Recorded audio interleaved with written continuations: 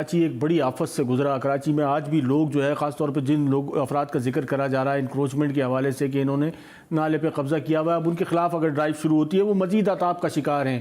یہ سب کچھ جو ہے وہ مطلب پلک جھپکتے میں نہیں ہوا. اس حادثے کو ہونے میں جو ہے وہ ایک بڑا وقت لگا ہے، اور کون نہیں تھا جو اس کا جو ہے وہ اس میں شمار نہیں تھا اور اس کا شکار نہیں تھا. دیکھیں انکروچمنٹ جو ہے، اب انکروچمنٹ کس کو بول رہے ہیں؟ ان کو تو انکروچمنٹ کی پرمیشن دی گئی ہے. کے ایم سی لیزیں دی گئی ہیں فٹ پاتھوں کے اوپر گھر بنانے کی اور دکانیں بنانے کی. کے ایم سی کی لیزیں کس نے دی؟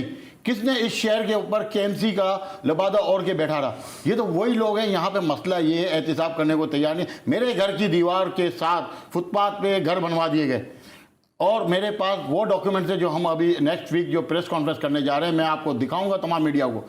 1965 سے 71 میں 72 میں 75 میں 80 میں لوگوں کے گھروں کے باہر جو قبضے ہو رہے تھے فٹ پاتھوں کے اوپر، 80 فٹ کا روڈ 40 فٹ رہ گیا.